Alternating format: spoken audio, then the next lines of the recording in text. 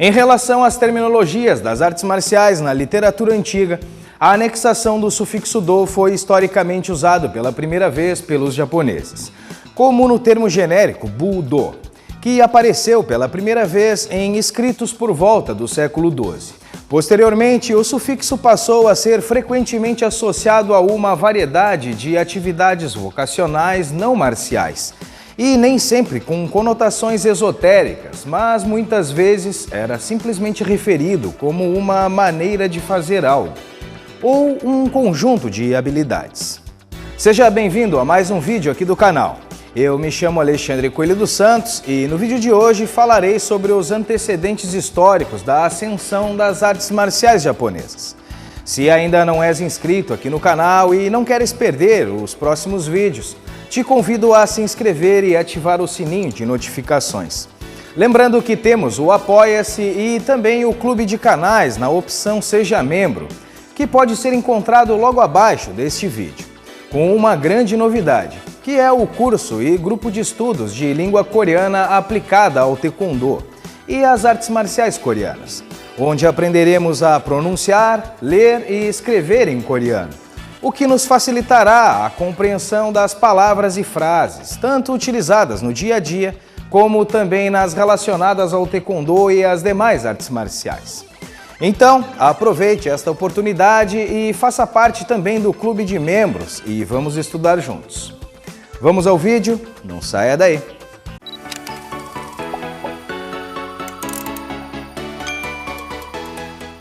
Ligar as atividades de luta à estética e ao que normalmente consideramos como arte parece resultar do período sucessivo e relativamente pacífico de Tokugawa ou Edo no Japão, quando alguns samurais ociosos, privados de guerra, também se envolveram em disciplinas artísticas tradicionais alternativas, chamado de Keido.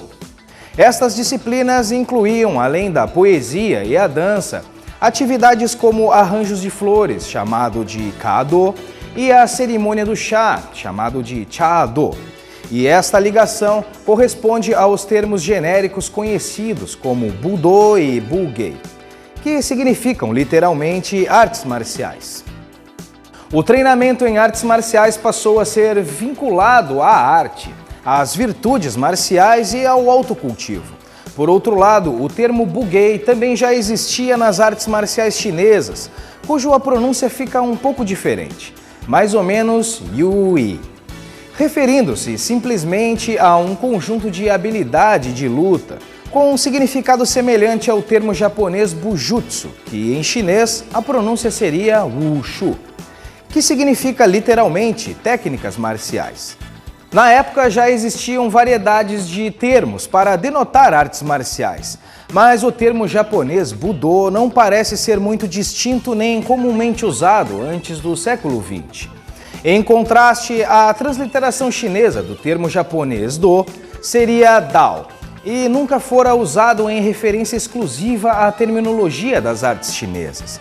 Já a transliteração coreana do sufixo é a mesma do japonês, Do, mas por sua vez também nunca fora encontrado em nenhum documento coreano do século anterior em relação a termos utilizados ou direcionados às artes coreanas. Entre as artes do leste asiático, os japoneses foram os primeiros a transformá-las em atividades ajustadas a uma sociedade moderna emergente.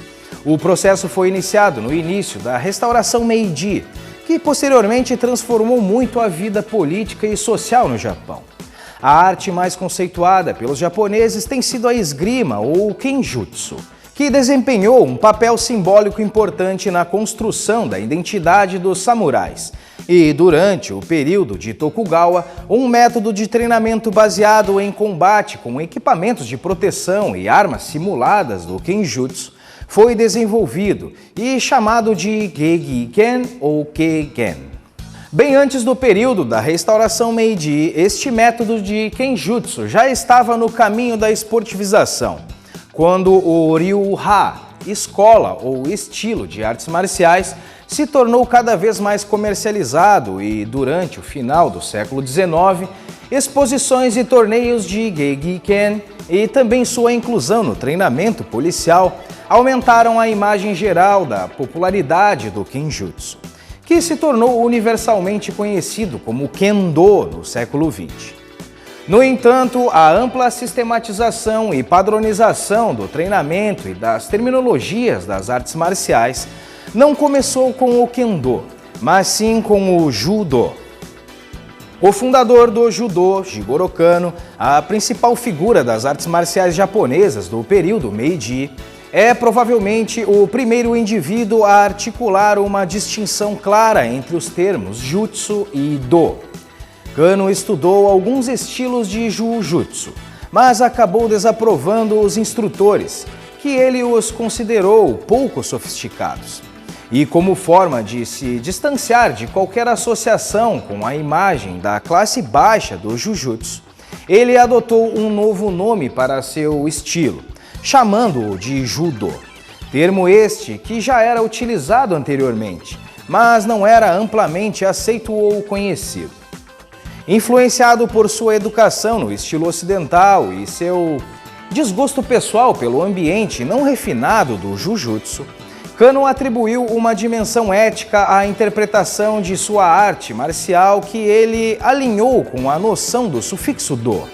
Embora tenha havido uma ampla ligação entre o taoísmo e as artes marciais chinesas, nas esferas esotéricas, religiosas e filosóficas, a associação exclusivamente secular entre o sufixo Do com um caminho ou guia para o comportamento moral na vida, por meio do treinamento em artes marciais, parece ser, nesse sentido, em grande parte, uma criação japonesa moderna, iniciada pelo fundador do Judô.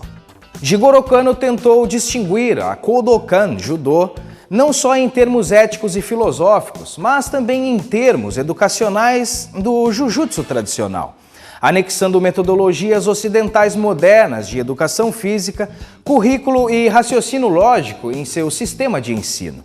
Ao fazer isso, ele introduziu várias invenções e modernizações nos treinamentos de artes marciais, como o sistema de classificação de faixas ou graduações de acordo com a habilidade do aluno, bem como o estilo de uniforme de treinamento. Hoje em dia, comumente utilizado na maioria das artes marciais japonesas e coreanas. Embora Jigoro Kano considerasse o elemento esportivo do judô como secundário, na verdade ele foi o pioneiro na tendência de transformar as artes marciais tradicionais em esportes de estilo ocidental, por meio da introdução do combate e torneios. Por fim, o empenho de Kano em espalhar o judô internacionalmente através de demonstrações nos Estados Unidos e na Europa contribuiu com a modalidade e as associações esportivas asiáticas a se integrarem a eventos e organizações internacionais. E durante sua busca, ele também se tornou o primeiro membro asiático do COI, o Comitê Olímpico Internacional. Uma variedade de outros indivíduos proeminentemente japoneses e de Okinawa influenciaram o processo de modernização das artes marciais japonesas durante a época de Jigoro Kano, como por exemplo Juroji Seiki, do Kendo, e Jishin Funakoshi, do Karatê. No entanto, mais do que outros, Jigoro Kano influenciou toda a comunidade das artes marciais japonesas com suas ideias.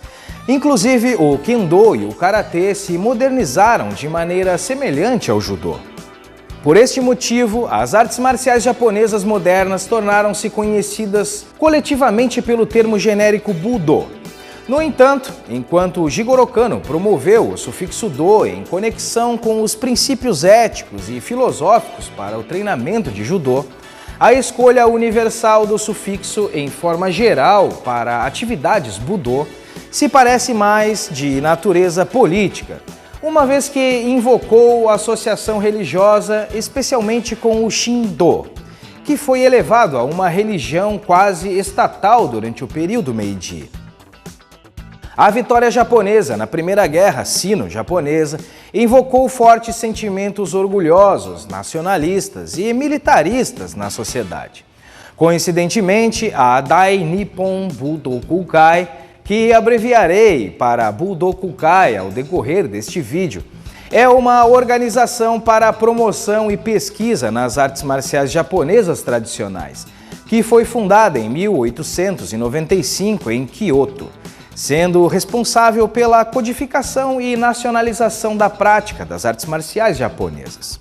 A Budokukai promoveu especialmente o Kendo e o Judô, e, portanto, estava frequentemente em competição com o movimento Kodokan de Jigoro Kano, tanto na definição do propósito como na essência das artes marciais japonesas, mesmo sendo Jigoro Kano um conselheiro oficial da organização.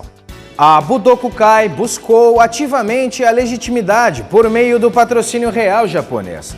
Com isso, a organização ergueu sua sede e sala de treinamento principal, a Budokuden, perto do santuário Shinto Heian, dentro da grande área do Palácio Imperial, que era a residência do imperador antes da restauração Meiji. A então Budokuden é uma réplica de um lendário centro de treinamento de artes marciais do século VIII, construído no estilo dos templos e santuários shintoístas, que consistia em um sistema padronizado de salas de treinamento em todo o país.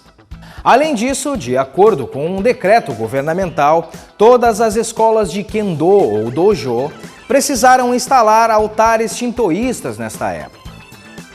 Em relação à terminologia, os termos mais tradicionais, Kenjutsu e Gekiken, tornaram-se oficialmente referidos pelos nomes Kendo, Jujutsu, Judo, Bujutsu como Budo, quando em 1919 a Budokukai anexou o sufixo Do aos nomes de todas as artes marciais, para conotar a herança cultural e espiritual do Japão. Desta forma, os idealizadores argumentaram que o sufixo Do refletiria o verdadeiro propósito das artes marciais, que incluía a construção do caráter. As escolas públicas seguiram essa tendência durante a década de 1920 e durante os anos de guerra, até mesmo o sumo passou a ser chamado de Sumo-Do, bem como os esportes ocidentais como o Taekwondo, que era a forma prática da educação física. Visto que o Shinto do shintoísmo compartilha o mesmo sufixo que Budo, Kendo ou Judo, o uso uniforme do caractere chinês Dao como sufixo para todas as artes marciais foi um ato político e uma clara tentativa calculada de promover o símbolo às ideologias nacionalistas e unificadoras ou Bushido, no contexto da ascensão do Japão imperial, ligando assim as artes marciais tradicionais ao shintoísmo, à casa imperial, ao militarismo moderno, à identidade nacional e à história. A Budokukai, originalmente fundada como uma organização privada, logo foi incorporada às instituições governamentais e cada vez mais usada para a doutrinação do Budo no sistema educacional público e nas comunidades locais. Embora a organização não fosse uma entidade totalmente uniforme, o seu estabelecimento foi principalmente um esforço para a restauração das virtudes marciais tradicionais dos samurais. Este movimento deu a seus membros, muitos deles plebeus, a oportunidade de se identificarem com as tradições dos guerreiros samurais, se sentirem inseridos e participarem do grande corpo nacional japonês. Muitos historiadores julgaram o movimento, talvez simplista demais, como uma tentativa nacional de glorificar e romantizar um passado que foi ao mesmo tempo rejeitado e contradito pelas reformas políticas e sociais em andamento. Na verdade, o movimento foi motivado principalmente pelo nacionalismo, o chauvinismo e o revisionismo, um desejo de restaurar as tradições japonesas inventadas na esteira do ataque violento da tecnologia, cultura, educação e ideias ocidentais. Jishin Funakoshi, o chamado pai do Karate-Do japonês, também sentiu a compulsão da época. Assim, durante o início da década de 1930, ele adotou o sufixo Do para o seu karatê e, com intenções semelhantes em mente, modificou também o significado do termo. Funakoshi substituiu o caractere chinês Tan pelo caractere Kara, modificando o nome da sua arte para Karatê, assim alterando o seu significado de mão tan, que aponta para a ancestralidade chinesa, para a mão vazia, que evoca a associação com os ideais zen japoneses. Ambos os conjuntos de caracteres possuem a mesma pronúncia ao se usar a leitura da palavra kun nos caracteres chineses com pronúncia nativa do japonês. Esse processo foi uma tentativa deliberada de Funakoshi de distanciar o seu karatê das raízes de Okinawa e ganhar reconhecimento como uma arte marcial puramente japonesa. Consequentemente, a partir daí, imediatamente o Karatê-do foi aceito como uma disciplina pela Butokukai em 1933. Por meio desses eventos, o Budô japonês moderno nasceu e, subsequentemente, tornou-se cada vez mais associado aos esportes, em contraste com as chamadas artes marciais tradicionais, que eram mais frequentemente retratadas como habilidades práticas de luta para a autodefesa. Coincidentemente, as artes marciais tradicionais tornaram-se cada vez mais associadas a certos aspectos esotéricos ou espirituais de treinamento, que os sistemas esportivos supostamente careciam. No próximo vídeo veremos sobre a evolução das artes marciais japonesas, conforme descrita por estudiosos ocidentais do século XX e também críticas contemporâneas. Não se esqueça de deixar o seu like ou dislike e também o seu comentário sobre o assunto. Eu me despeço por aqui, um grande abraço e até o próximo vídeo.